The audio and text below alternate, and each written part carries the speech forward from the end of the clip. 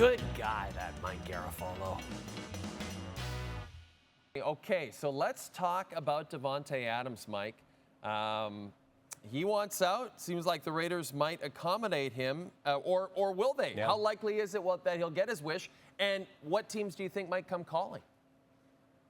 I believe the groundwork has been laid by Davante Adams saying to the team that he would prefer to be traded. I mean, that's the phrasing that we're going with on this one, rather than trade request or trade demand. But look, the groundwork has been laid for an eventual parting between these two sides. This is not something that just came up on Monday. That's just when it was communicated to the team, and this comes after all of a sudden. A hamstring injury on Thursday that knocked him out of practice on Friday and prevented him from being active in the game. Now, I'm told he spoke to the team at some point over the weekend, so he still appeared to be engaged. But then after this win by this team that a lot of folks didn't think they were going to be able to do with no Adams and no Max Crosby, then all of a sudden comes the individual request for the trade. So I think that pretty much, from the team's standpoint, cemented the fact that he doesn't want to be there. And at this point, they've got enough people buying in that it's like, okay, we'll just basically move forward with what we've got as far as the people that want to build this thing for the future. So Adams wants to win. It's not a financial thing. It's not a disagreement with Antonio Pierce. It doesn't sound like, because he backed Pierce recently when Pierce said that some players made business decisions in a disappointing loss to the Panthers, and he was vocal in his support of Pierce being hired in the first place as the permanent head coach. So I don't think it's necessarily with the two of them. I just believe it's his frustration with the lack of a Hall of Fame caliber quarterback, kind of like he had back when he was with the Green Bay Packers. So, Davante, you kind of put all this in motion in the first place. So we shall see. There are a lot of teams that would be interested, but there's a lot of moving parts here. There's compensation. The Chiefs would be an interested team, but would they trade him, the Raiders, within the division? I wouldn't think so. So there's a lot of moving parts here. If you're asking me if I think Davante Adams will ever play another game for the Raiders, I'm going to lean no right now. You know, you mentioned the Kansas City Chiefs as a team that would obviously be interested but might not be able to get the deal done. They lose Rashee Rice this past weekend to an injury, so they're really banged up offensively, though they're still 4-0. Though at this point, and I know Chris Jones would agree with this, are they a better defensive team than offensive team right now, Mike? Well, they're going to have to be at this point because they're down two key offensive pieces in Isaiah Pacheco and Rashee Rice. Now, Rice, the reports were after the game that he had torn his ACL, and then all of a sudden on Monday it was like, well, there needs to be further evaluation. And sometimes it's like, wait a minute, was it not completely torn? Is there a way that he could potentially play on this? My understanding is it's still not great news for Rashee Rice, but they need a fuller picture, and it's going to take into next week because he's got some appointments with some medical folks before he finally gets the final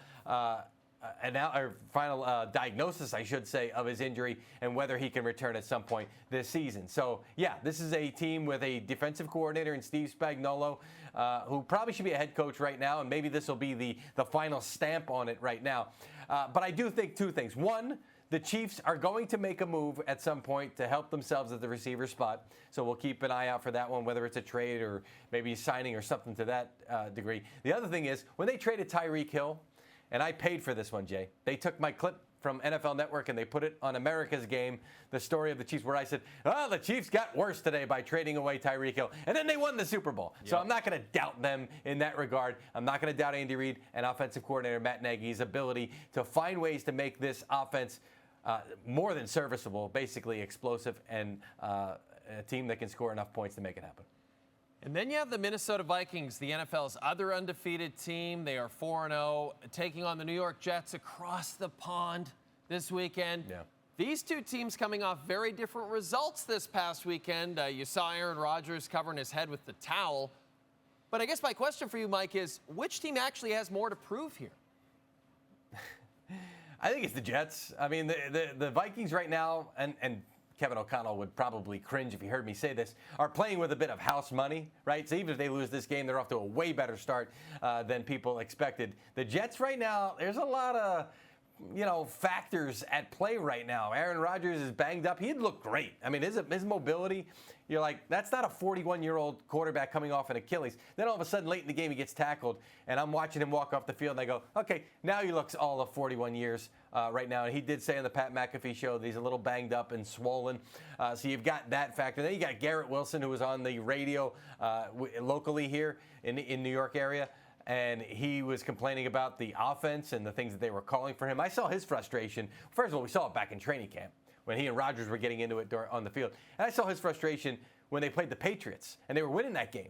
And he wanted to get into the end zone. And some Jets folks said, oh, boy, he had to get in the end zone that night. And Rodgers forced the ball. He said, I made the cardinal sin of a quarterback. I determined where I was going before the play because they had to get Garrett Wilson in there. So now you got him belly aching about the offense and what's being called and the way that his route tree.